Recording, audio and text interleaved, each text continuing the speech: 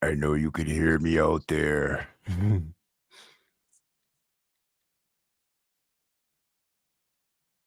What's the word, guys? We're back to another fire episode of the W Number Podcast. We got a Dozier School for Boys kid here, man, and at the same time, we're gonna be doing a few things to try to help out the guys behind the wall. I was gonna have Kicker call in tonight with Joker and a couple other guys, but because we have my boy here, I wanted to mix it up a little bit. We have so many prison phone calls for you guys to listen to. I figure we'll get this, and then he'll call in on Monday, and we'll talk to Joker and all them. But I'm gonna give you guys a way to support.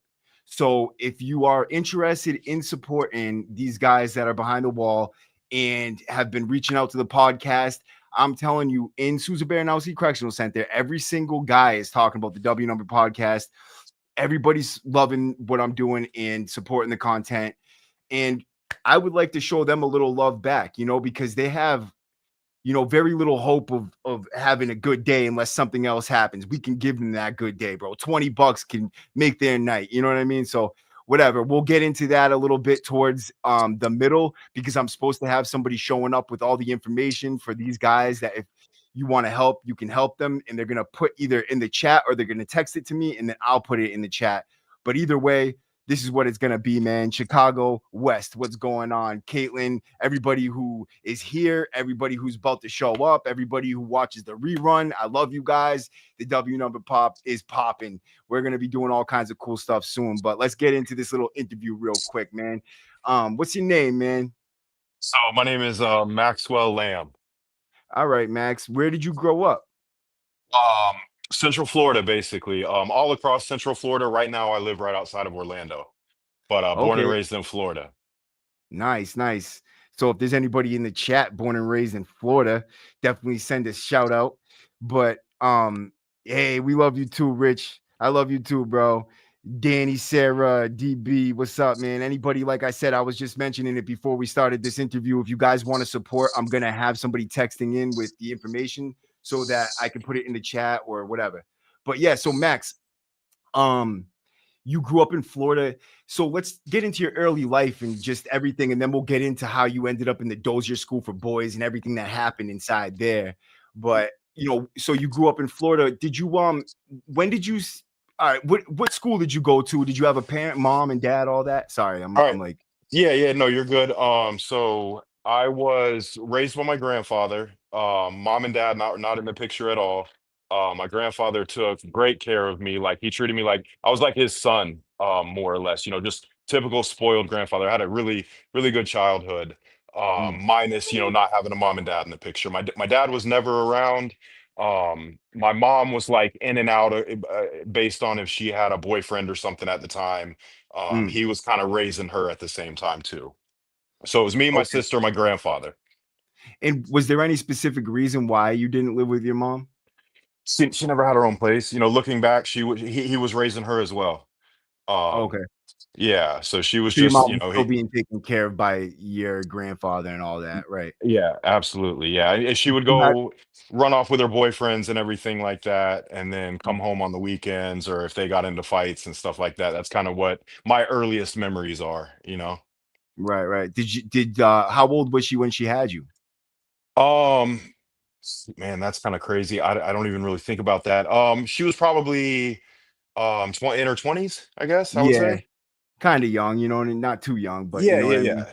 Yeah, Potential for not having your life set up is, right. but, so you were born by a mom that really couldn't take care of you, so you ended up with your grandfather. What was your living with your grandfather like? Um, Looking back, it was great. I mean, like I said, I was spoiled. I had cousins and stuff like that. I didn't realize how lucky I was until I'd be around my cousins and things like that, and I would catch myself saying, "Let me ask my grandpa." Even it's their grandfather too, but I'd be like, "My Mm, grandpa this, my grandpa that," because I was like his son. I was spoiled. I could do anything that I wanted to do. Um, mm. Bought me every. I mean, we weren't rich, but we were comfortable. He worked hard to provide for us, and like I said, man, anybody that knows me and knows my grandfather knows like I was spoiled, man. I was really spoiled. Right. So was he made of money or something? No, no, no, hardworking. He mowed lawns down here Mm, in Florida, which was tough. And he was older. I think, I remember he was like 60 when I was, 50 years older than me, something like that, but still out working hard every day. The one thing I do remember is he would wait until I went to the bus in the mornings to go to work, and he would make sure he was home before I got home from school. So, that kind of, you look back on things like that and realize that shows that he cared a lot, you know? Right, right, right. And which is good to have somebody like that in your life. But Yeah. so how did you end up were you ever in the streets? Like what was your community like? So, where I grew up, my original house, the first house, like where I was young, like a really young child, was in Tavares. Went to Mm, Tavares, all Tavares schools, and which were really, really great schools. And then I moved out to a neighborhood called, it was Bassville Park, and I don't know if anybody ends up seeing this, it's gonna laugh about that, but it was kind of like a rough neighborhood, mm. for like kind of like what you would call like, there was a back part that was like trailer trash type stuff. And then Yeah, I actually lived in a brand new house when I moved out there, but it was kind of a rough neighborhood, and it's gotten even worse now, with yeah. drugs and things like that. But I stayed out of that as a young child. I didn't get into that stuff till later. Right. So what age were you? Well, actually, before you even get into it, because there's got to be a reason why everybody starts at one point or another. Like Yeah. what kind of kid were Yeah. you? Did you always want acceptance? Like the Yeah, attaboy? that I was a really, really good kid in school. I mean, like teacher's pet type stuff. I always played sport. I played baseball from the time I was 5 till 15. Mm, Really smart, really book smart. Always at the top of my class. I was up for like a bright future scholarship in like the 7th grade. I always excelled in school. mm, Up until like 8th grade, like summer of 8th grade, which I feel like a lot of people go through that. I started hanging out with the older crowd, trying to be accepted. I looked up to kind of what they were doing, and mm. I moved on from hanging out with like my friends to my friends' older brothers, Right. and doing what was cool at the time, partying, drinking, smoking weed, those type of things. Mhm. What age were you when you first started getting high, and what kind of drugs did you start using? Um, and this is another, I was 15, I think, or maybe Mm, 14 when I started smoking weed. And just as an acceptance thing, I was there's kids that were doing it a lot younger than me, and I would say that I wanted to do it, and then it would come down to it, and I'd get scared. Like I was like a scared kid, you mm, know. Not I wasn't not confrontational, not fighting anything like that. Like I wanted to do those things, but I was scared to do them. right. And did you ever get in like were you fighting or doing anything like that, or you just Just the neighborhood stuff, man. Just the typical, nothing bad. Like I said, I was always I would act like I was into those things, I guess, for the mm. acceptance, but deep down inside, no, man. Like I was like, I was scared, you know? Yeah, Well, yo, it's healthy to be able to admit that shit and yeah, yeah. And know it's when taken you're me that long to realize that, but yeah, it's nothing to be ashamed of either. But yeah, I was more like, I was kind of a scaredy cat. not to be not for nothing, but I respect somebody who's willing to admit that rather than act like a tough guy, but be scared the whole time. You know what I mean? Yeah, yeah, yeah, Right. And yeah. not So that being afraid is anything to be ashamed of, because sometimes the most courageous people are, they have fear inside them, but they act with courage because of that fear. You know what I mean? That yeah, courage is what gives you, I mean, that fear is what really makes it courageous. You know what I mean? But yeah. so what's your first experience with drugs? Just smoking weed, man, and then it quickly escalated after that. But what's the Um, personal story? What happened when you started smoking weed? Where were you? What happened? I think it was a couple of us. I think there was some kids riding the bus at school, and they would smoke like when they got off the bus, they'd be making plans to do it. And it was actually one of my good friends. We were like skateboarding. We did like the whole extreme sports thing. And Mm, I think it was one day after skateboarding or something, I finally decided to try to smoke some weed. And I didn't yeah. like it at first, obviously, like probably most people, like with the drinking and everything like that. Like I was like, I don't want to do that anymore, but I continued to do it. Right, right, right. So, did you ever move on to harder drugs? Oh, yeah, yeah, and like I said, I think I smoked weed when I was 14. By 15, I snorted cocaine the first time. And where Um were you when you snorted that coke? Like, how did you get into that? um, 9th grade, freshman year of high school, one of my buddies came back to my, like, 2nd period or something, and he was Mm. acting a little bit strange sitting beside me, and I was like, "What'd you do?" And he's like, "Man, me and so and so just did cocaine in the bathroom," and I was like, "No way," and he's like, "Yeah," and he's like, "You wanna do some?" And I was like, "Yeah, of course I do," you know? Why wouldn't I? So yeah, I think it was like that next day or something. They invited me to the bathroom, and we're doing cocaine in the bathroom in ninth grade. It's How'd that yeah. make you feel? Instantly, I loved it. Fell in love. Right. And did Yeah. you ever like how did that progress for you? Did you start sniffing coke every day, smoking crack? What did Yeah, you yeah, there was a group of us. So we'll go back to the playing sports thing. I got cut from my I was good at baseball, like really good. I was always, always made the all-stars and did the whole travel ball thing. And I uh I didn't make my high school baseball team. And Mm, this was from the summer of eighth grade going into ninth grade. It was like the freshman or spring team, whatever it was, we had tryouts. And my grandfather never missed a game, never even missed a practice, was there literally the whole time for me. And he just loved seeing me play and watching and everybody else too. And like I said, if anybody sees this that knows my grandfather, man, that was his world, was showing up to the baseball field watching us play. But yeah, you got a few people here talking about coke is a hell of a drug. sober You life, say, yeah.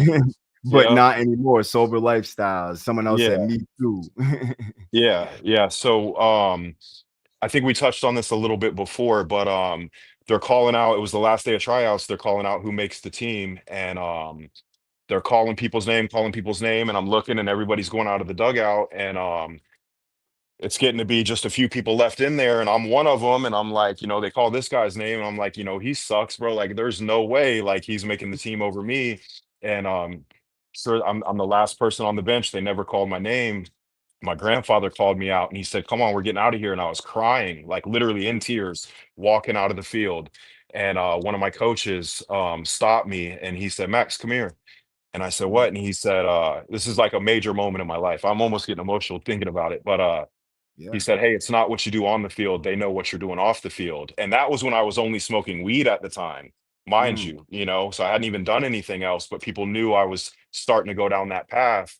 And I never touched a baseball again, man. I went completely, off the rails for whatever reason. I didn't realize it at the time, but that's just not like on purpose. But looking back, that's just how it played out.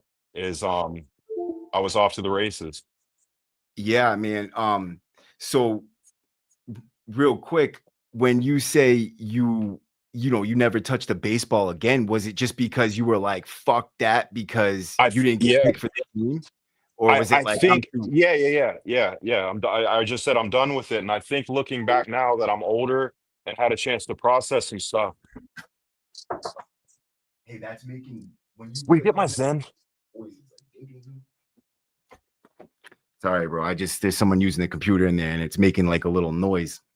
I Um, so I think the sober, like mine was like the self-sabotage thing. Like if things are gonna go bad for me, I'm gonna be in control that they're bad.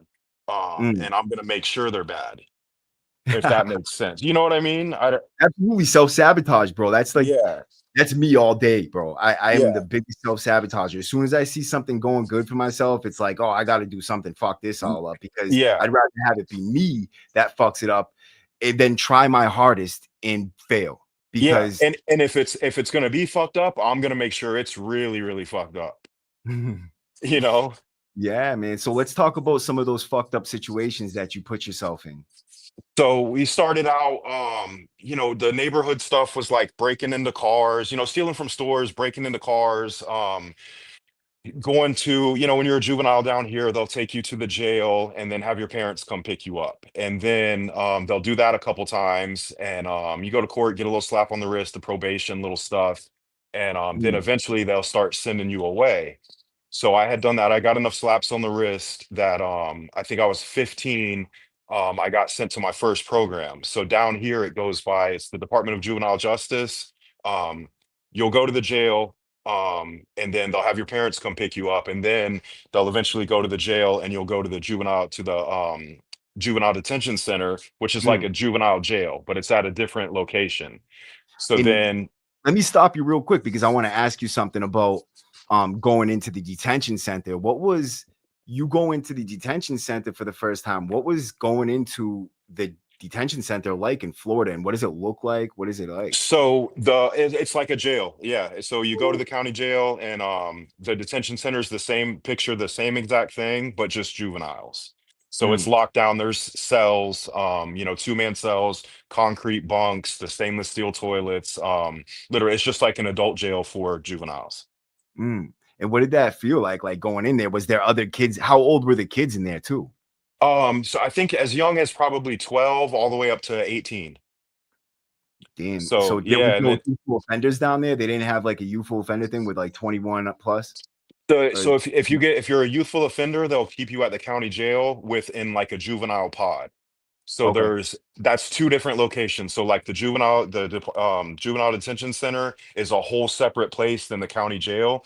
Mm, If you're going to get tried in as an adult, as a juvenile, they're going to keep you in the adult jail with juveniles. mm. If you're going to stay in the juvenile system, they're going to take you to the juvenile detention center, if that makes sense. Yeah, yeah, yeah. So how old were you when you first hit that detention center? I think I started getting arrested when I was 13 for like the little stupid neighborhood stuff. And then 14 or 15 when I finally got enough slaps on the wrist and they sent me to the juvenile detention center And without going home. right, right, right.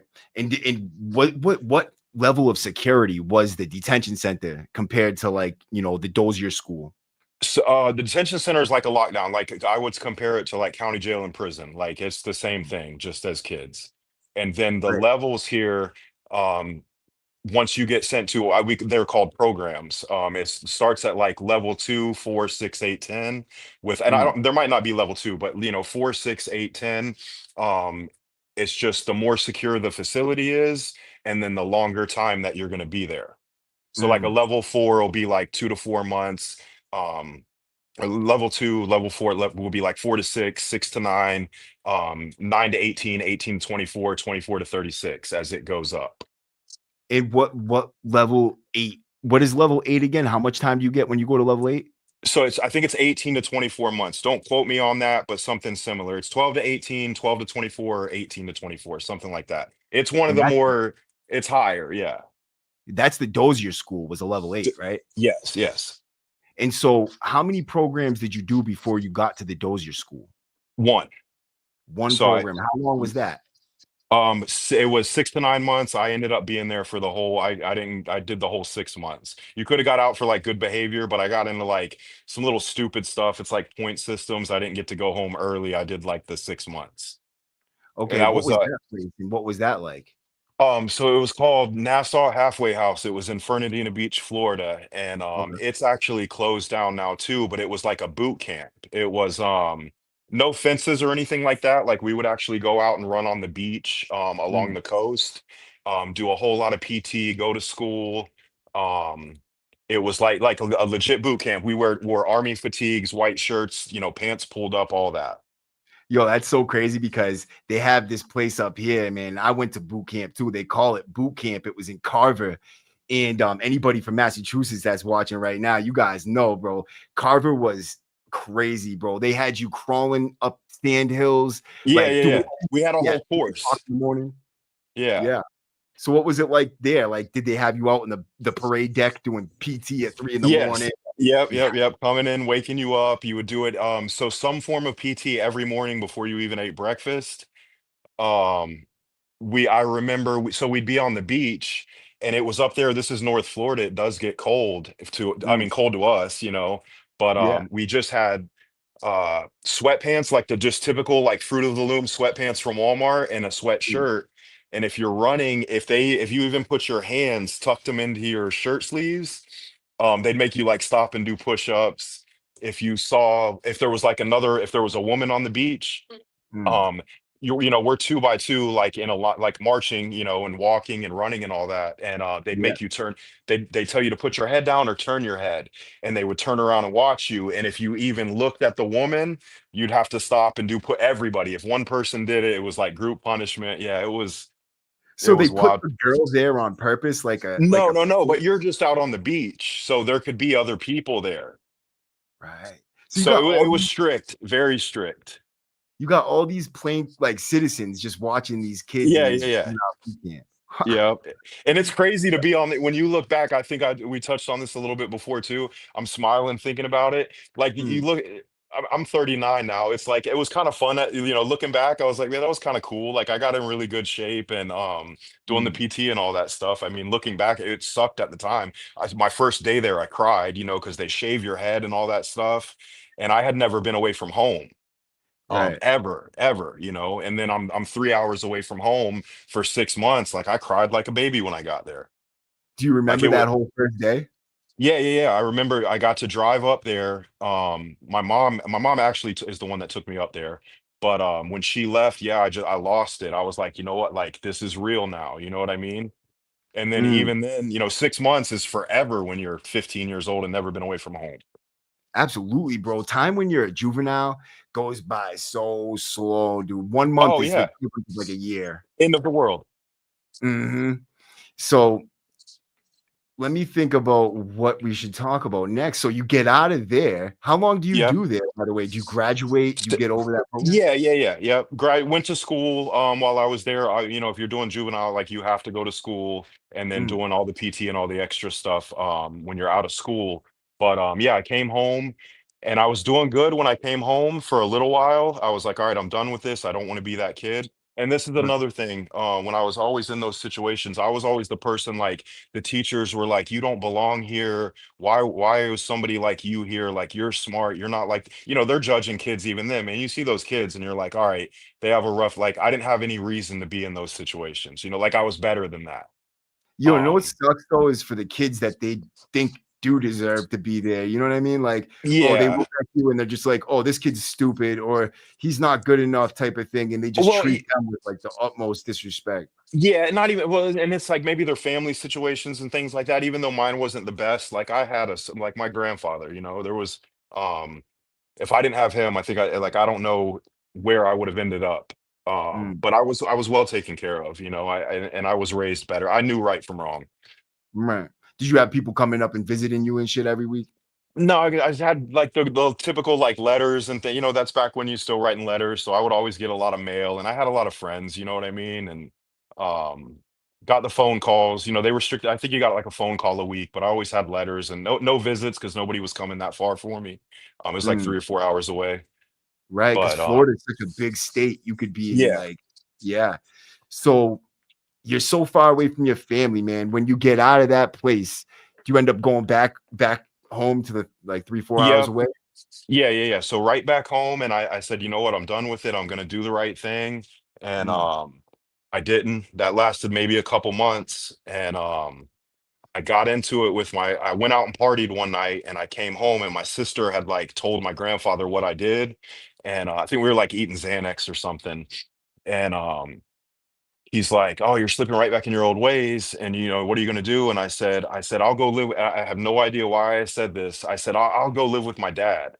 And I didn't even yeah, know who my dad was. I remember seeing him a couple times when I was like 5 or 6. But by this time I'm 15, and I just said it out of anger, like I'm leaving. And he's like, uh, "Go ahead and do it." So I somehow am I talking too fast? I feel like I'm no, man, just yeah, I mean, yeah. you could definitely just take your time, man. We're gonna get into your story deep, Yeah. bro. So Yeah, I had just said that, and I ended up getting my dad's number somehow. He lived in Michigan, and I mm, called him, and I was like, "Hey, I need to come up there." And he's like, "Oh, I always knew this day would come and blah. I knew you'd come back, come to live with me. You can come up." And I was like, look at me like, bro, like I just said it. So I ended up moving up to Michigan and moving in with my dad. He had moved on. I think he was married and he had 2 kids up there too. So I had a little brother and sister up there too. And complete culture shock. I'm born and raised down here. I don't even think I had left the state at this time. And I move up to Michigan where it's like snowing. I'm not used to the cold, any of that stuff. So mm, and then I end up going to a high school. I was right where I was raised, it's not it's a small city, but we have like there's it's diverse, right? Like I went to school with like I was raised around, black people, white people, Mexicans, we have a little melting pot of everything here. I go to school and I'm listening to rap music. I'm kind of a wigger. mm, I move up there and I go to like a farm town and there's like 2 or 3 black kids in the I've got tattoos, mind you, when I was 15, right? mm. Like, and that's like somewhat normal down here. I go up there and these kids are like, bro, are those tattoos real? Like, what are you know what I mean? And So you I'm got a like, tattoo when you were 15. What was your first tattoo? oh, bro, the freaking worst of the worst, like Chinese letters. Me and three of my friends got them. It probably says like I suck It says Chinese my food, name. something Yeah, it's like. supposed to say my name. Yeah. You never know what those things say, dude. No, and we all three got them. We just, yeah. So yeah, we Yeah. went up there and I'm listening to like, 3 6 Mafia, like, like rap music, and these kids, like I'm blacker than the black kids that go to the school, in my eyes. You know what I mean? Yeah, yeah. So that was a major turning point though. So I'm playing football up there and I'm doing the right thing. And Mm, my dad's a truck driver, so he's gone throughout the week and coming home on the weekends. And this is kind of crazy to talk about. It might blow some people's mind, but he came home one weekend. We're like in Jackson, Michigan. It's like 45 minutes outside of Detroit. Kind of a mm, rough city. And but we're kind of out on the outskirts of it. Well, he has a black guy come over. They go down in the basement or do whatever they do, and they hang out. He's like, "Oh yeah, this is Pete, so and so, my boy from Detroit." Da da da da. Da. And I'm like, "Yeah, what's up?" Like, I don't care. mm. Well, my dad comes out. He leaves, and then my dad comes out of the bathroom, and he like peeks around the corner, and it's like a weird. And mind you, I had done cocaine at this time, and my Right. my stepmom was drinking, and he peeks and I'm like, "Man, that's weird." Like he looked weird to me. Then she Yeah. goes out there and then she comes out and she's acting weird. And I don't know if it was that first night. Maybe they hit it a little better. I don't think it was the first night, but then it was like I was like, I know what they're doing. They're smoking crack. And Yeah. I never even seen crack at this time. Like but like I knew what was going on. Right. So don't think it was that first night. It might have been the next night. It was a weekend, and I knew they were doing it again. And I called her in the room and I said, "Hey, let me try that." And she's like, "What?" And I was like, "Yeah." I was like, "I want to do that." And she's like, Mm, "No." And she might have said no. And then she's like, "Are you serious?" And I said, "Yeah." And she brought some crack in and I smoked it. I was 16 and I smoked crack with my dad and my stepmom the first time ever. And I'm not uh, I don't blame them. I mean, granted, that's a fucked up situation when you think about it, but, hell yeah. I probably would have done it at some point anyway, the path I was headed down, but that definitely, like, put me on the fast track to it. What was And the conversation like though? Like, how did it go when you're like, "Hey, stepmom, let me take a hit of that I crack real quick." I Like, don't think it took any persuasion at all on her. She was just like, "What?" She might have been like, "Are you serious?" And I was like, "Yeah." And she's like, "Okay." So, damn. yeah, and then I'm still going to school and everything like that up there. Yeah, I'd stay up all night and, go to football practice, and the crazy thing about that too is, there was a movie that I watched when I was at my first program, and I forget what it was called, but it was a kid that started doing drugs, um, and he was, like, running track, and I think he was smoking crack or doing cocaine. And I don't know if anybody out there that's watching this will know what I'm talking about, but, he ends up running track and, like, having a heart attack. And in my head, yeah, yeah, yeah, over drugs, and he was in high school or something, and I'm like, "That's exactly what I'm doing." So I'd be at football practice, and I'm like, "Is my heart gonna explode?" Or, because 'cause I'm doing the same stuff. And, Right, and th but real quick, because, man, that was a lot to take in real quick. So you are you making this a habit? Like, is this yeah, becoming yeah, like yeah, something. this is like every so, yeah, so then picture my dad being a truck driver, um, being gone all week, and then coming home, and that's what he does on the weekends, you And know? was your stepmom there all the time when he She was was there gone? all the time. Yeah, yeah, yeah. And so were you And guys just sitting at the crib smoking crack together? when he came home, yeah, we never did it unless he was there. Okay, So okay. that it became a regular thing, and, yeah, it was just You know what's something in crazy? me, what's that? No, just I was gonna say, like, I remember the families of the kids like that, their parents would smoke crack with them and shit growing up. And I just remember going to this one house. I used to sell them coke and shit. And I would go there and I remember them coming out of this little trailer in the front yard for a little bit when I would get there, and the birds would be chirping. It would be like, 5 in the morning, 6 in the Yeah, morning, and they'd be still up and they'd be all cracked out. And I just remember thinking, like, this is evil, bro. This is like yeah, straight up. It almost made me question whether I should even sell it or not? yeah, yeah. I think it's the But worst drug. I've done every drug there is, and I think crack is the worst. dude, it is absolutely the worst. But Yeah. yeah, so keep going, man. So you end up smoking crack and running track, and you're worried about having a heart attack. Yeah. Yep, so something in me I knew that wasn't right, and I was like, "This is crazy." Like, I didn't feel good about it. I'm like, "This is I should not be doing this." And I Mm, think they sensed that, and it lasted a few months. And there was one day I came home from school, and she said, I got home, he was gone, and she said, "What's wrong with you?" And I was like, "What do you mm, mean?" And she's like, "Your dad told me to ask you." She's like, "You don't want to be here, do you?" And I was like, I told her straight up, I was like, "No, I don't." And she's like, "Well, you need to get a bus ticket and you can leave." Like, straight mm. up like that. And I was like, wow, like the way she said it was like, all right, get the fuck out of here. And And they put me on a why would bus. but real quick, why was she getting like that? What was there tension building up inside there? Like, what the I fuck was think it going was the whole they could have felt like that too. I haven't really I've kept in contact with her a little bit. I don't really talk to my dad anymore. And like I said, I don't blame, like, it's a fucked up situation, but I'm grown now. And my like Mm, that's it's water under the bridge. You know what I mean? I've moved on from it. But I think they probably sensed it was wrong too. Like, that's crazy, man. When you really think about it, that's a yeah, it fucked is up crazy. situation. I'm smoking crack with my kid. Yeah, dude, and then they kick you out after they're done with you. Yeah, yeah, yeah. So So where do you end up? I come back to Florida.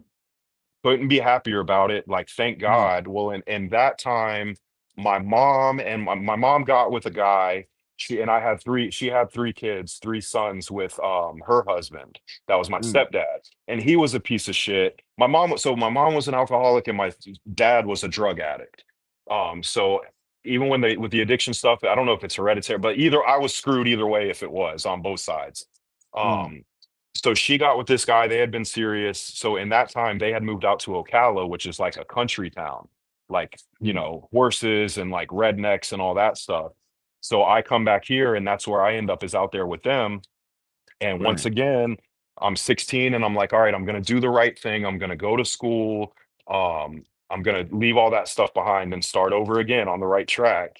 And Mm, that lasted a little while, man, and I was right. I met a group of friends out there that were just like me, kind of like the little neighborhood hoodlums, and mm, kind of started right back into the same old stuff, man. I was just going to parties every weekend, snorting cocaine still. I never told anybody about the crack thing. Like, I kept mm. that secret, because I'm freaking too young to be, that's crazy, and that's Yeah. another thing when we talked a little bit earlier, the whole double standard with like the cocaine and the crack thing, like, people do cocaine all day long and you're like, "Oh, I smoke crack." And they're like, "Oh, what? Bro, that's Whoa. disgusting." Yeah. Yeah, you're a crackhead. Yeah, yeah, yeah. So growing up out in the middle of nowhere, I feel like it leads kids to get more trouble, especially when they have like addiction and those tendencies in them. Yeah, yeah, yeah. It's like you're a big fish in a little pond. You were hanging out with the only kids that you related to too, and so you Yeah. guys are all getting in trouble. What do you got? What kind of things were you guys doing to get in trouble? So I started school there, like, and granted, all this happened, like I said, my 8th and 9th grade year. I never technically made it past the 9th grade in school. So all this Mm, stuff's happening as a freshman, from the cocaine to the crack to all that.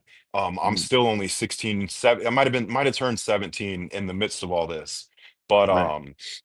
when I moved down there, there's a little hood, and it's known, there's a name for it. It's in Dunellen. And I would go out there because I was a little more like into the streets from the way I was raised. Mm, Um so I'm going out to the hood and I'm getting cocaine from the black guys, and it's like the good cocaine. And I'm mm, bringing it around and people are like, "Bro, you go out there?" And I'm like, "Yeah." So I'm kind of cool for a little bit because I'm getting the better cocaine than they're getting. But yeah. then that escalated. I end up in the hood one night and I find the crack, obviously. So I start doing that again by myself, like, kind of leading a little double life with the whole crack thing. And I do good for a little while, for a couple months, and then I get into a fight at school, and it was just like a little neighborhood beef that started, and then it obviously we fight at school one day, and I'm the one that ends up getting arrested for it. And Mm, I that's what ended up getting me sent away the last time. Was just it was a school fight, nothing even crazy. Get arrested, get a battery charge, and I get arrested that morning, get out, don't even go to the detention center. But because I had been in trouble before, down here you go to like a staffing, so they pretty much tell you what's going to happen to you. Um, mm, and they told me, they were like, "Look, you're going back to a level 6 program." They say you should be going to a level 8, but you haven't been in trouble in a little while, but you're still going to get sent away. mm. So I'm thinking another, 6-month program, and they let you stay at home. And Uh-oh. His Wi-Fi must have went in a little bit, but that's all right. He'll probably be back in a couple of seconds. If not, I can pick up and we can continue doing this with just me. Um, I actually have a part of his interview that we already did, but I think he's coming back right now. Should be back in a second. But yeah, so guys, real quick, let me hit this chat real quick and see what's up with you. What it do, crew from Michigan? Love the show.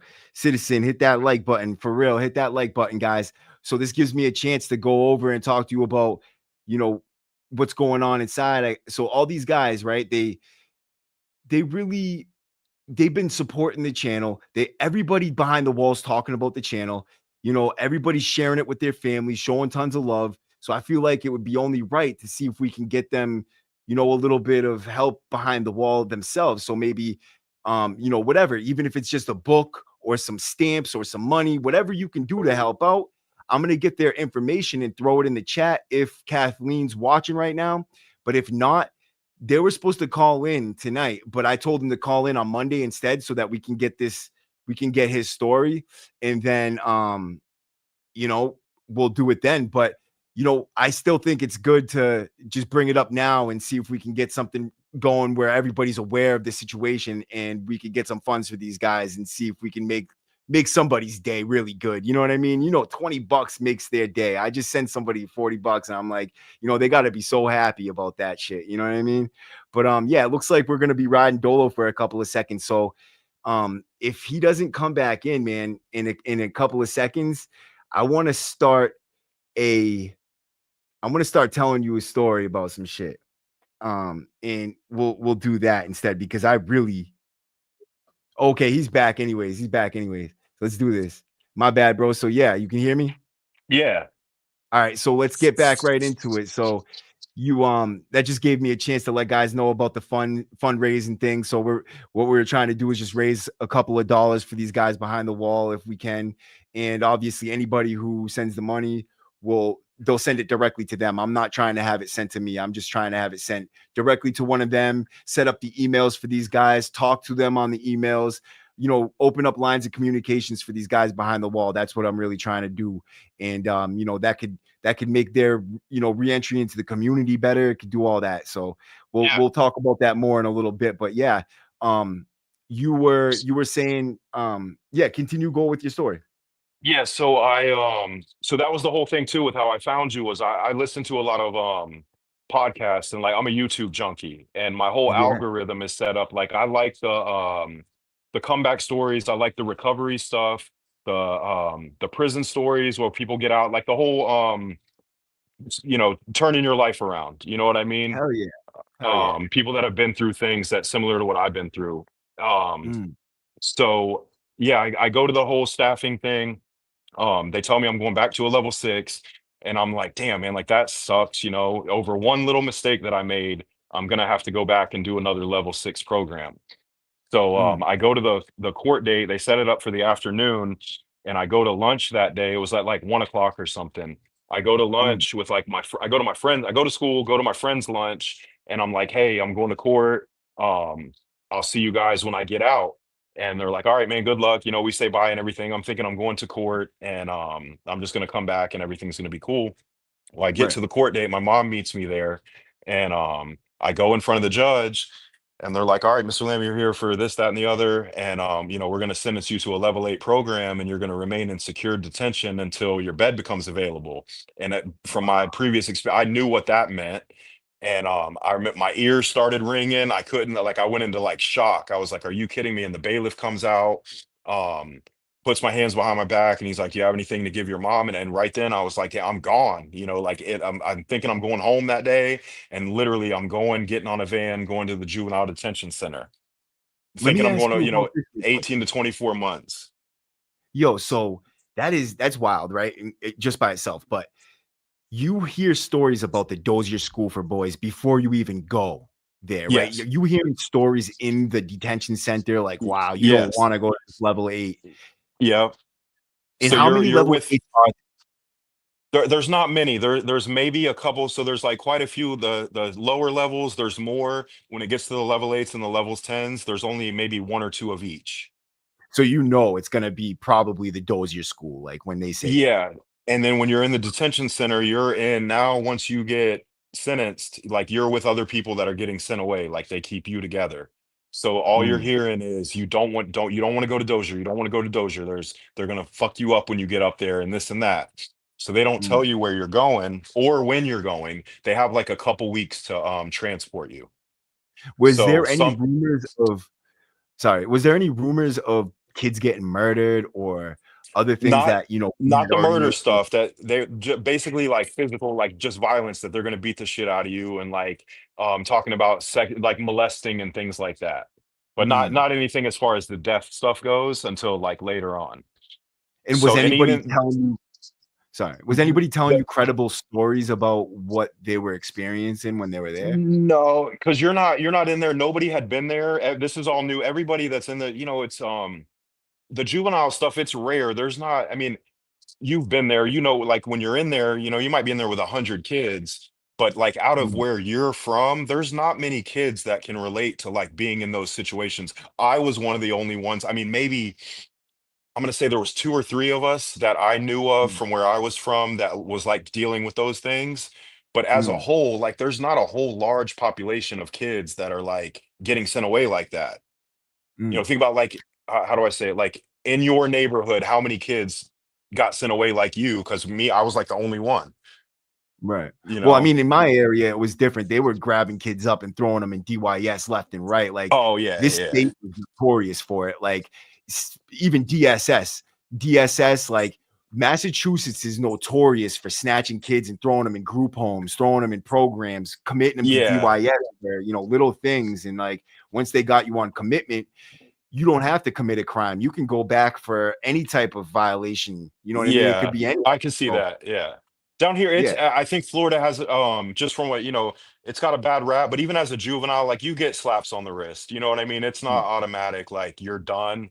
I got plenty of them, and I know plenty of other people that have too. So you Yeah. kind So of you gotta if you get sent for a reason when it like I deserved it, looking back. mm. So you're one of the only few that's doing stretches in there and going Yeah, back all the yeah, time. Okay. yeah. And And so go ahead. that so you're hearing what I was going to say, you're hearing it from the staff that work there, and when you're a kid, that I mean, why would they lie? You know what I'm saying? You're like, okay, if the staff are telling me that, it's got to be true. Because you're like, why would they want to scare? I mean, I understand now they might want to scare you a little bit, but I thought it was true. I was scared. I was like, please, I'm not going to get sent there. Please don't send me What was there. the staff saying to you? That they were going to beat our asses when we got up there. Like you're like, if Mm, you go there, you're fucked. right. All right. So let's talk about what happens when you get sent there. Do they get everybody like packed up and go on one bus, like everybody that's Yeah, going yeah, there?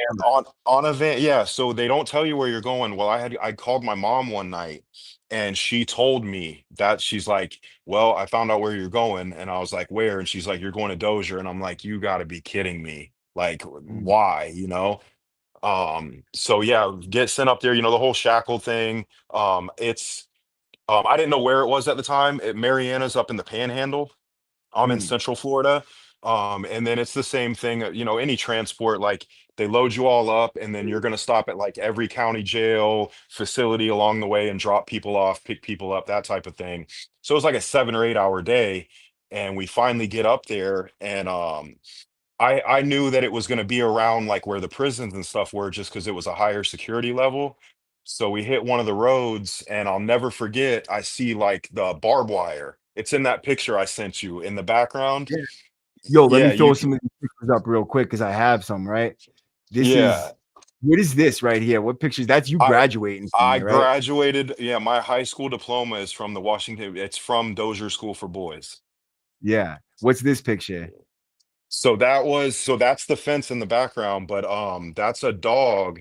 We were in a fetch program where we got to take care of dogs, like there was a dog kennel, and we Mm, got to go out here and take care of dogs. Like that was like our little program that we were in. all right. I brought that dog home and it ran away the first night. I had it one night and it ran away. I never saw it again. Damn. So this is obviously the Dozier school right here, right?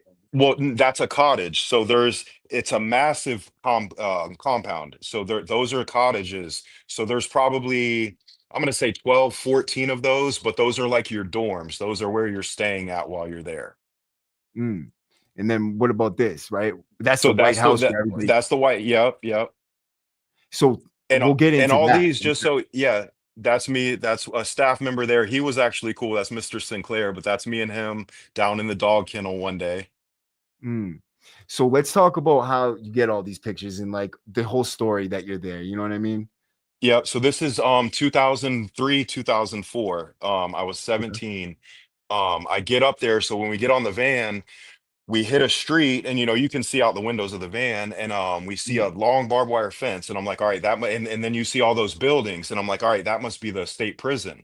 And I'm like, we got to be getting close. Well, they pull into it and they pull in the gate, and I'm like, holy shit, like this is Dozier. Like it says, welcome to Dozier, Arthur G. Dozier School for Boys. And I Mm. was like, you got to be kidding me. Like it's intimidating because it's so big. And you got the big barbed wire fences, and you're like, damn, this is, those brick buildings. It's like it's scary looking. As when Right, you're a right, kid, right. you never seen anything like that. You're like, well, this is where I'm going. This is where I ended up. Mm. And so what's it like the first. Oh, I remember you told me a story about on the ride over there. You were telling me about Yeah. this kid who got choked out, right? What happened with Yeah. that? Like, tell me this So story that about what was happened. So when you get there, you stay at, it's called reception and orientation. It's a cottage where they like they start doing all your paperwork, all the medical stuff and things like that, kind of get you adjusted. Mm. It's the place is so big. They had a short bus that we would ride on to the chow hall, and it's just your typical like yellow little short bus. And we get on it one day, and mind you, the staff up there, it's real country. It's in the Panhandle. Some of them, it's right on the border of Dothan, Alabama. So some of the staff even lived in Alabama. So even the black staff are like country, like they have horses and they talk country. So they don't like the thug stuff from not even the other black inmates, like they don't Right, even like the black inmates. right. Um so it was a white kid. I could say his name was Brent Baker. I'll never forget it because it was crazy what happened. But he Mm. called one of the black staff members the N-word and he said, say it again. And he said it again, and we're on this bus, and we just got on it. He gets everybody on the bus, shuts the door, and he goes up and he chokes him up against the window in the bus seat. He's got his hands around his throat, choking him up against the window so much that his eyes bulge out of his head, like almost blowout. And they literally instantly blood red. I mean, I've never seen anything like it from that's the only time I've ever seen anything like that. And Mm. just gets off of him like nothing happened. We go eat, come back, and then they take him and put him like in the confinement. Just so I guess like nobody would see how bad his eyes were and things like that, and like the marks around his neck. But it was bad. I think they tried to get his mom involved, but they hid that pretty well for sure. Like nothing ever happened from that ever. Right, right. And when you get off that was the first thing. That was your Th- first that day right there. that's one within my first week. Wow. And Yeah. so when you get into the camp, what's it like when you get in there? So the cottages are like open dorms. So it's Mm. just bunk beds along the walls and everything. You're in there with probably like 20, 30 kids. Mm. I didn't realize, nobody told me this, but it was a lot of sex offenders. And when Right, you're a right, right, juvenile, like you don't even really think about sex offenders as a kid, but you're in there right. with like kids that did things to like their siblings, animals, like really, really weird shit. Yeah, that's Um, crazy, huh? What the yeah, fuck? It's and way out in there the middle was of nowhere. yeah, and there was a bunch of them. Like the majority, I'm gonna say a large population there was sex offenders because that's such a serious thing. Like it makes sense. You're gonna go to like a level 8 or a level 10 for some stuff like that. Mm. And So that's so mental wild. health too. Yeah. And so there was a bunch of mental health and sex offenders there. And then Yes. was it dangerous as far as the kids go? Was there gangs? Was there anything like that going on? That not so much gangs, but it's more like where you're from. Like if you're from Central Florida, you're gonna hang out with them. Jacksonville, you're from them. South Florida, you're from them. So you're just gonna hang out with the people that are from where you're from. Right. Um, yeah, and not really, Did you man. think Like I told you, even as the at the first one, I never really got into fights. I never got into a fight. I mean, I'm probably county jail, all that stuff. I never really got into fights. I just keep to mm. myself. And what were the staff members like towards you? I was cool with them, man, because I just did what I had to do, and that's another thing I think a major part, like another one of them situations where they were like, kind of like, "What are you doing here?" You know, Mm, and I felt like there was a time when I was like, "Yeah, what am I doing here? Like, I'm better than this," you know, right, because right, I right. was. And what did you ever witness, like, or hear while you were there, another kid talking about he got, molested by the staff members or beat up by the staff members or seen The something like that? not the sexual stuff, definitely the kids getting beat up by the staff members. That was, I'm not gonna say not an everyday thing, but it happened. It definitely happened. And do you think that it changed a little bit when you were there from the time that, like, it was really going crazy? Because Yeah. Yeah. Because this play, you gotta understand this play, and that's another thing, just to back up how I found yours was being on the podcast stuff and all that. My algorithm is set up, and, I was watching it. I'll throw a podcast on before bed, and I'd never even seen your channel, and it popped up on my thing, and it said this reformatory school, whatever the title of that video was in Florida. And I said, "That's Dozier." I already, before I just reading it, I knew what it was, and I had mm, seen a lot of stuff out there before, and I never really even comment on people's stuff. But I was like, you know what? Let me just finally tell somebody like I've been there before, because there's a lot of right, misinformation about there. But anyway, it's been around since like 1900. You know, yeah. Well, this is the thing, and you right? see those old buildings, yeah. So there was 81 bodies found in a graveyard that was, like, out back of the school, and then they're looking Yeah, at a whole other graveyard right now. yeah. So, did you guys even know, like, anything about that? Like, No, well, we did. So I told you the place was so big, and then there was an actually like, it's in the background of that picture. It goes across the street. There was like an old walkway, yeah, that they built, and that used to be part of it. There was like a whole nother separate, big section of land, and then they closed that down, and then it just became like the part on the side of the street that we were on. And then you saw the right, buildings with like the White House. We heard all of those stories, and right, all those old buildings. Like one of those, I think I might have sent you one more picture. One of them was like an old industrial, like, there was a whole section where they used to have like masonry programs and trade schools and things like that that they did there. But it was like a creepy feeling just seeing all that, because it looks yeah, just like it you see in those pictures. damn, that's crazy. Yeah. Yeah, it's So, wild. how long did you end up spending there at that place? So I was there for 13 months, just a little over a year. Damn. And so Y- you ended up graduating high school when you were in there, right? Yeah, yeah. I took the GED test the same year I was supposed to graduate in 2004. And then down here, when you do that, they just give you a regular high school diploma. And Right. mine, literally, I still have it to this day. It's from the Washington County Public School District. Um, Right? That's so crazy. This is you right there yeah. graduating. And they said that I took, the GED test. They said I probably aced the GED test there, and, Mm, but they had a couple pilot questions, and that was another thing, like, it was like a recurring thing in my life that I'll touch on a little bit later, but, one of the mm, like, "Why are you here? You don't belong here. You're smart." Another one of those, like, they were sad when I left. They were like, "Man," like, "You're" like, a couple of they came down and, like, said bye to me and stuff. mm. But, I don't know, man. I feel like every kid there, even though, some grow up different, obviously not the sex offenders and shit, but, like, everybody grows up different. Like, and just because a kid's not, like, smart as you or as good as you, I feel like they're still just as good, like, as a person. Everybody has Yeah. value. You know what I mean? We just Yep. all need to learn different ways, bro. And some people never learn those ways. You know what I mean? Like, Yeah. because we're not all from the same area either. So, like, people grow up in criminal neighborhoods with Yes. criminal mindsets and It criminal family, and that's all they know, and that's all they look forward to in life is being a criminal and growing up to be the toughest kid in their neighborhood, or growing up to be the illest bank robber, or Yeah. doing a stretch upstate and shit, and like Yeah, that's their yeah. stripe. For sure. And the people there's some of them, when you looking back, even, as an adult, that's probably the best sleep they get. That's the best they're eating 3 times a day, you know what I mean? And I wasn't Mm, raised like that. I had no reason to be in those situations, but there's a lot of kids that just get stuck in those situations. They don't have nobody to even call home. You get one phone right, call a week. They don't even use the phone the whole time they're there because they don't have anybody to call. right, right, right. So, you end up getting out of there after 18 months, correct? 13. 13 months. Okay. Yeah. And where do you go when you get out of there? What happens?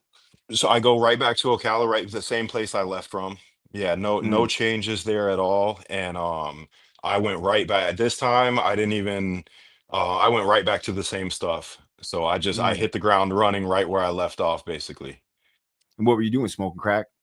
Yeah, yep, right back to it. Yeah, So so that became a thing, man, and it was like I said, like the double life thing.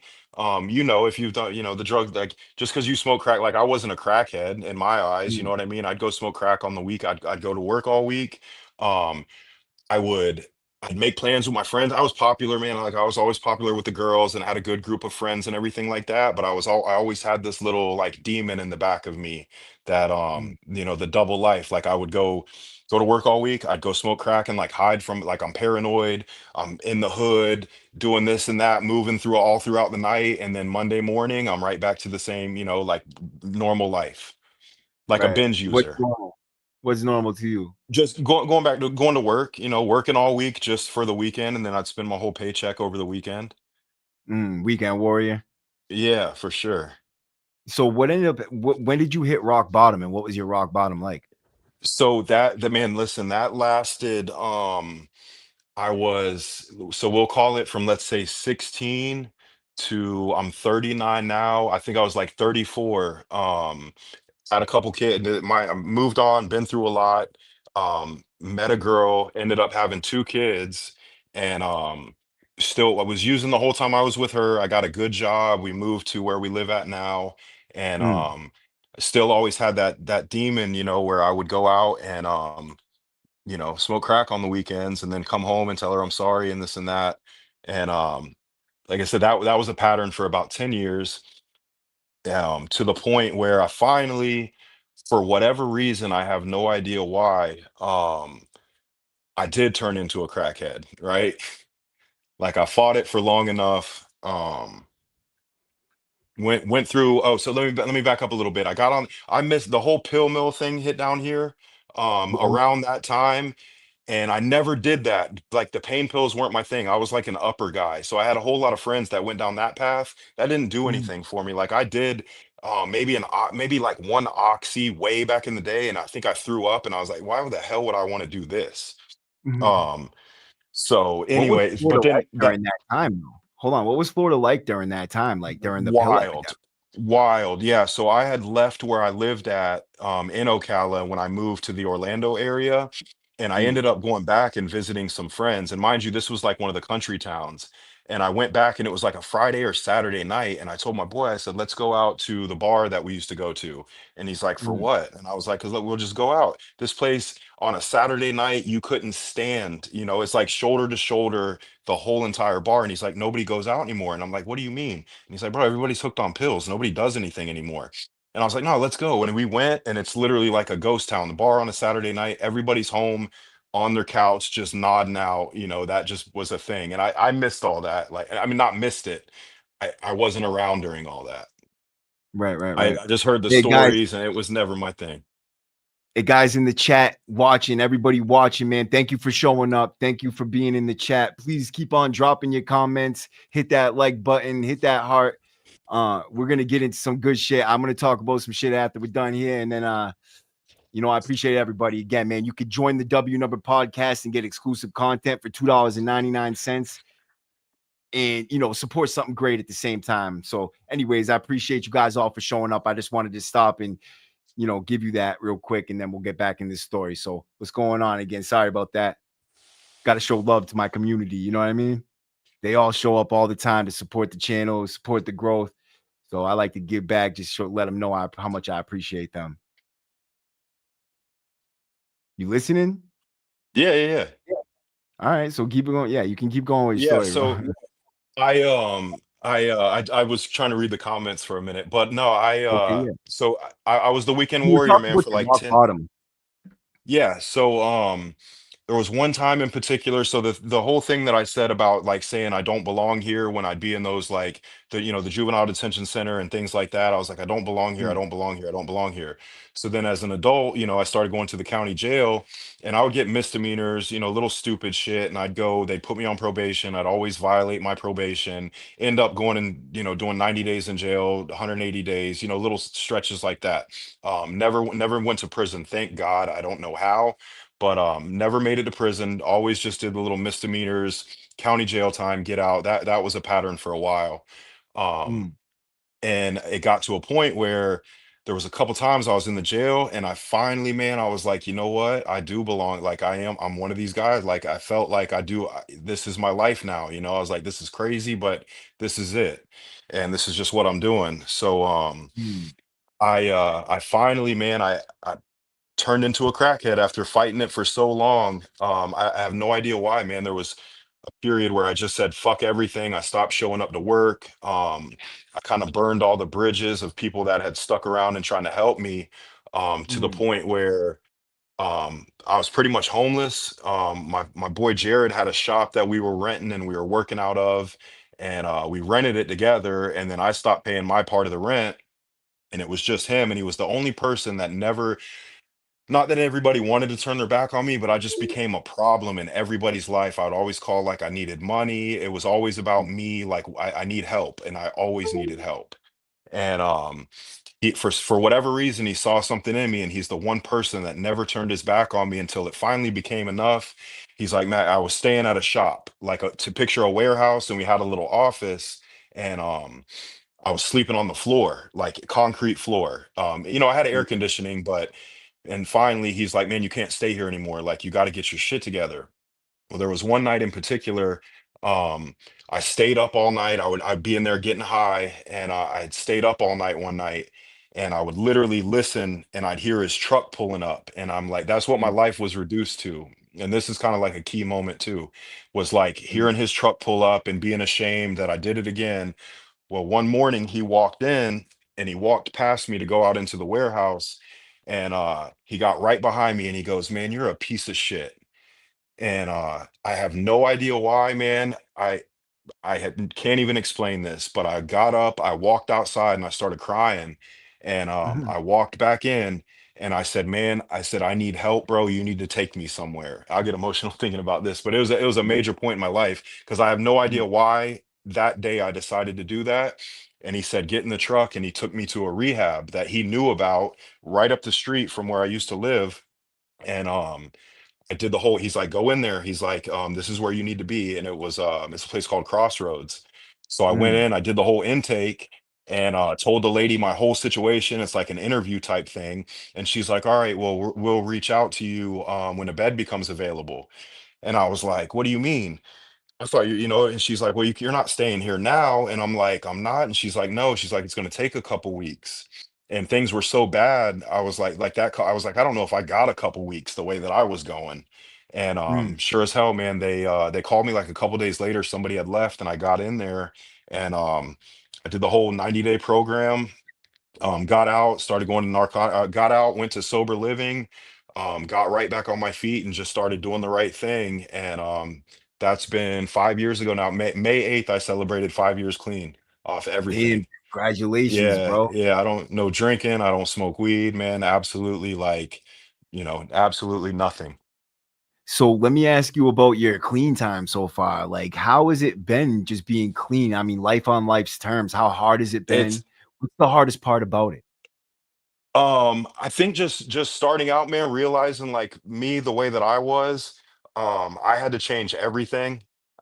Mm, I did the sober living, the whole man, I lived in meetings for the first 2 or 3 years, and mm, meeting new people, like literally just changing your whole entire life around. Like I couldn't even dabble. Like I can't, I'm not going to go out to bars and do things like that. I don't smoke weed, whatever. I've changed my views on a lot of stuff. Like if smoking weed keeps a needle out of your arm or a crack pipe out of your mouth, smoke weed. Like I don't care. But right. I can't do that. You know what I'm saying?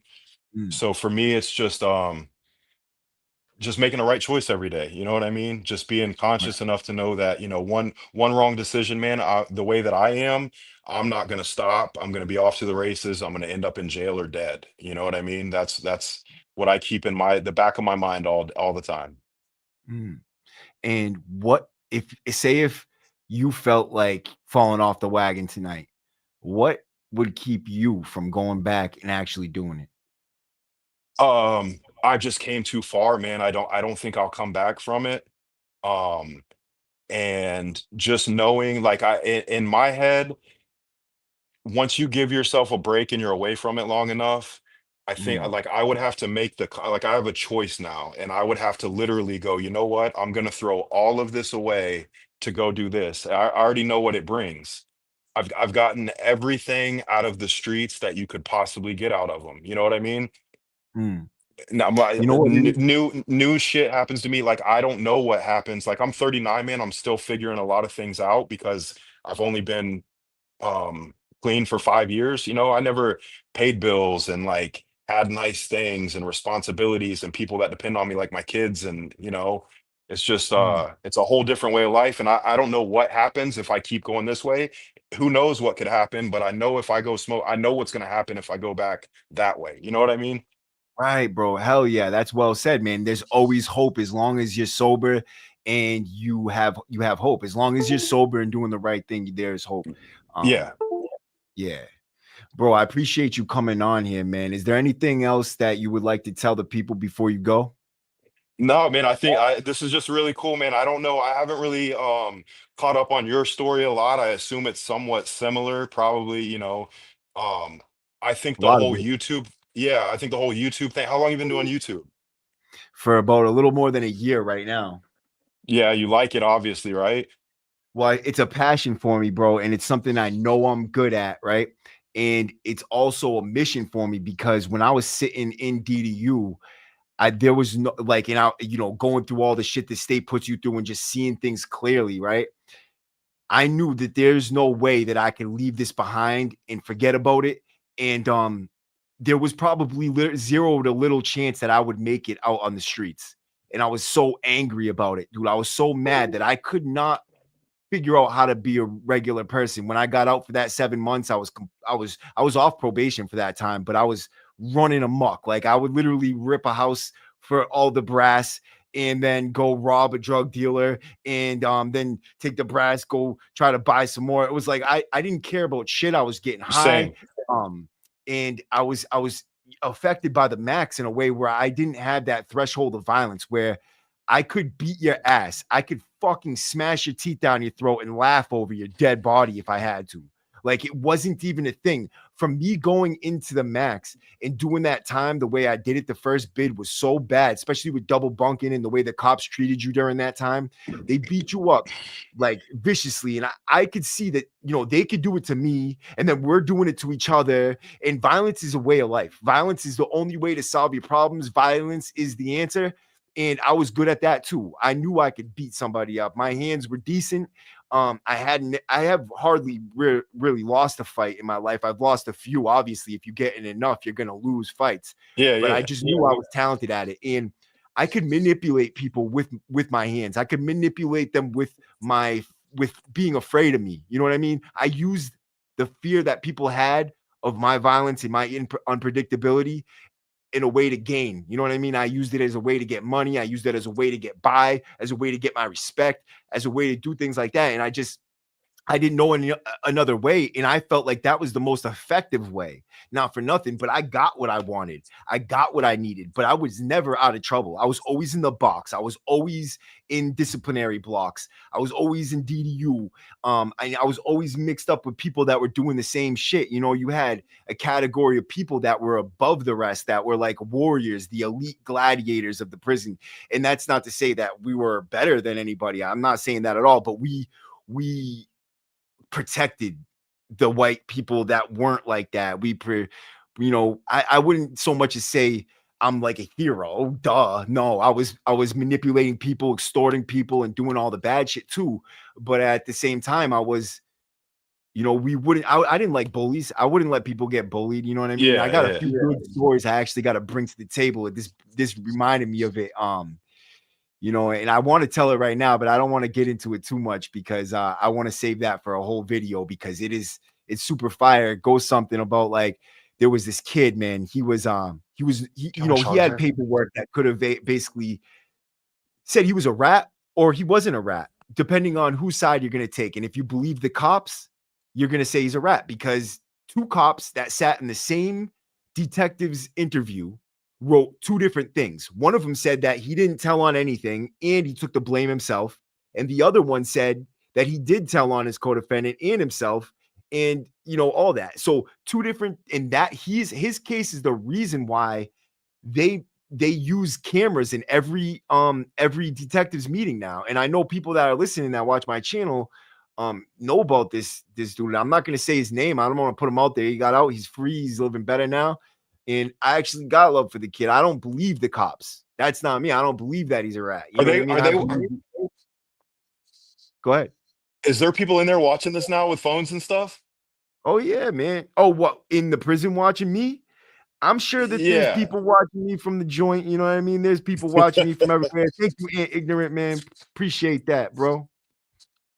But yeah, there's so many different stories. But anyways, like I was had him under the wing, man. And I gotta tell the whole story, bro. I don't want to blow it up right now, but shit ended up popping off and getting crazy. And I think that it's really important to point out these dynamics and the politics that were involved in it and shit. It's just so on point with how the prison system is. And it's like all these stories are like a microcosm of a larger picture. And all this is just how we live on a daily basis behind the wall, but also what we take with us out into the community. And that is why I feel like this is way more important than just prison stories. This is not me glorifying a fucking thing. This is me telling you why we are the way we are and how we can do stuff to make it better. You know what I mean? And that's why I Yeah. do this. Like, And yeah. that's why I'm not there, even talking about some of the shit, even, in recovery, you learn to talk about things and it's not uncommon, but it's like I'm not ashamed of it because I think Mm, for people now, if somebody meets me today, bro, they would have no idea what I just told, they would have no idea. But I think it's important to tell people like you can go through those things because I don't judge people, mm, like for anything because just because you don't know what somebody else has been through. But I'm not right. ashamed of it. And I like to show people that, hey, if I can do it, you can do it too. You just gotta want it bad enough, you know?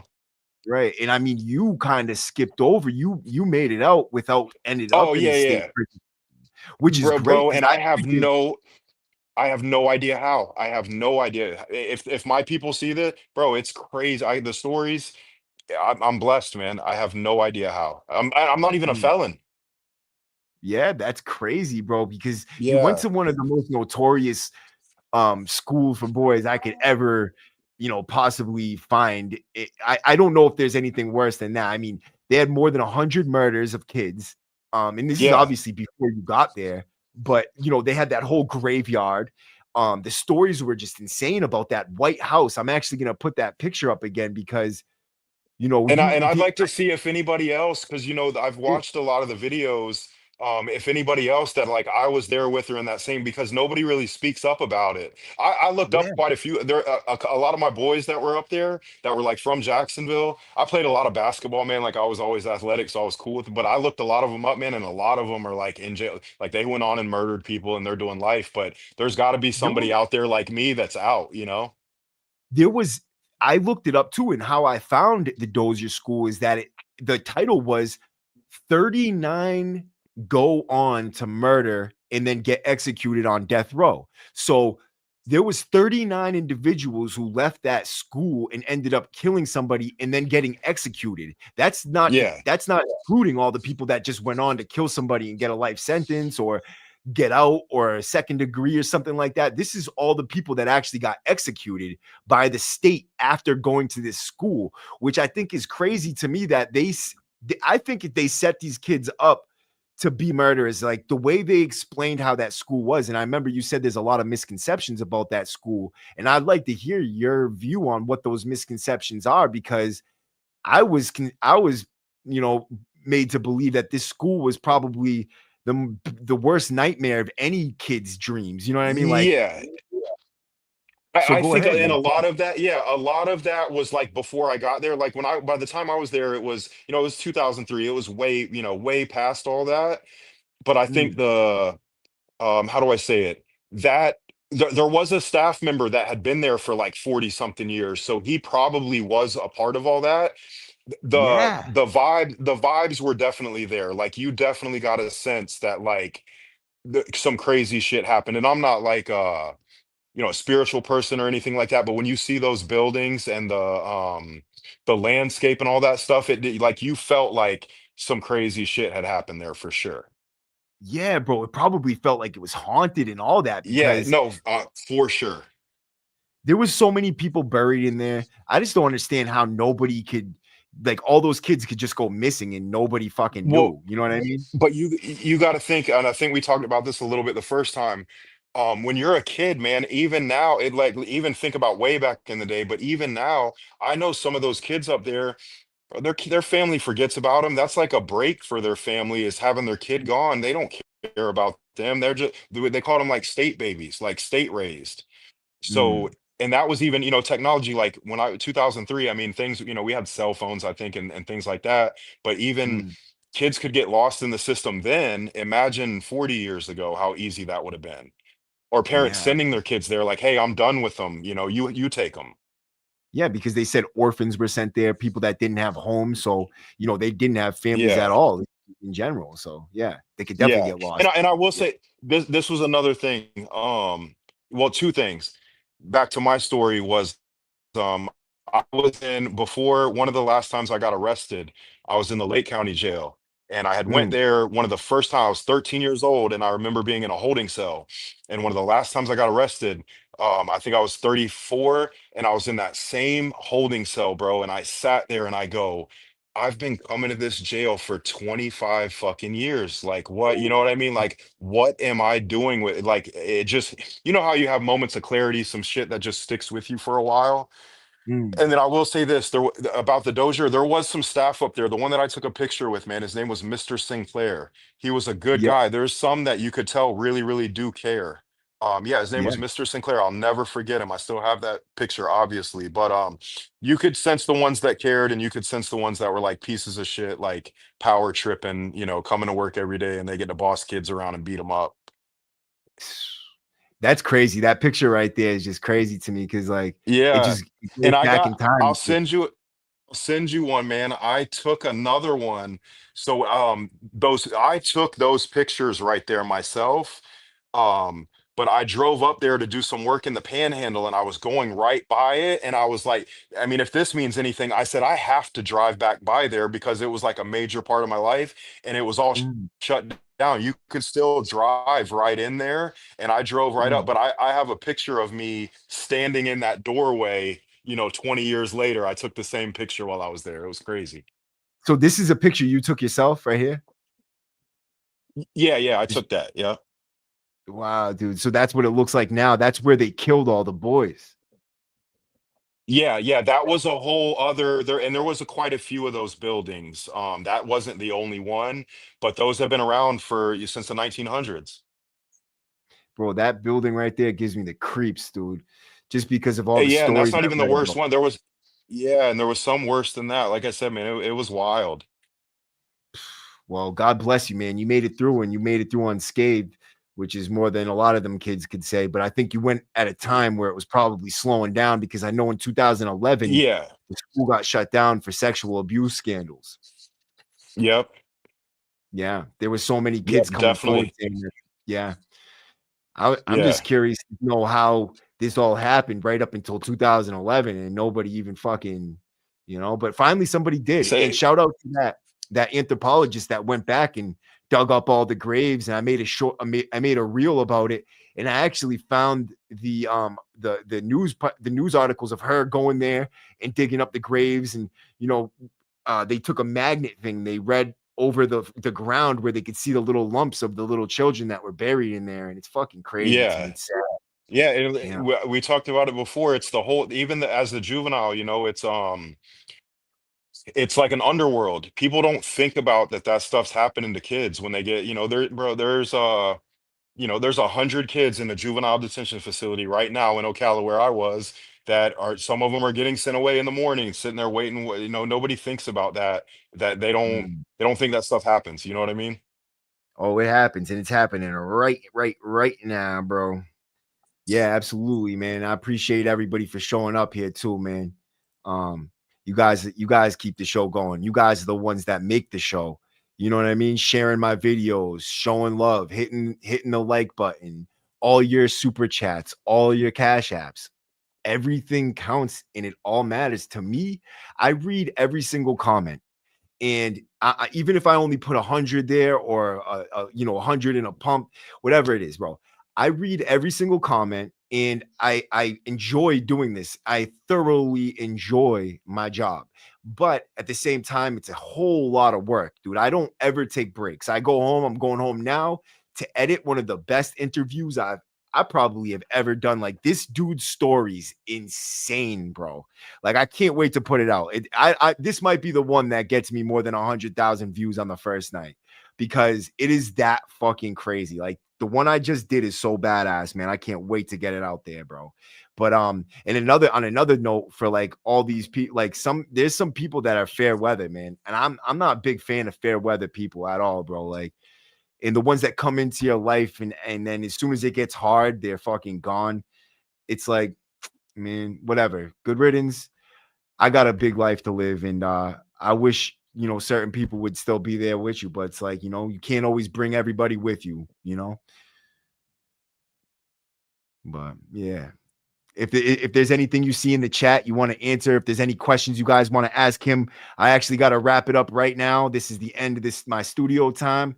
But again, man, I appreciate everybody for showing up, man. Hit that like button, hit the subscribe button, and share my videos, bro. That little arrow, send it off to Facebook.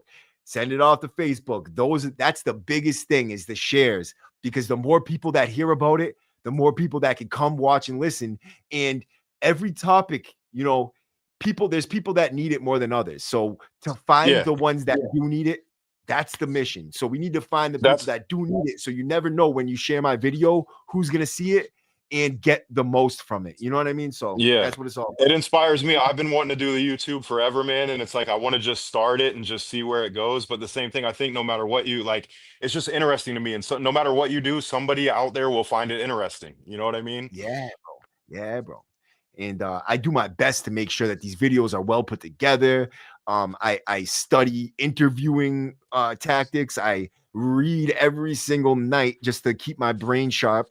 And I take a lot of time, to do those members only posts and the members only videos. And I do a lot, man. I've been doing a lot. You know what I mean? And the experiences that I'm having while I'm doing this, they're just priceless, bro. I have met people I've never thought I would met. I've gone places that I never would have gone. I've talked to people that I got so much out of it. And now I'm gonna be doing something a little special that has nothing to do with the podcast, but it came from it, and it's gonna be super rewarding for me. I'm doing it for free, but I can't even talk about what it is because there's a HIPAA violation involved in it. I had already brought it up, and but yeah, man, some people are going to be really happy that I'm showing up somewhere soon on Monday, matter of fact. And I'm going to be there, dude. It's going to be great. And I can't wait.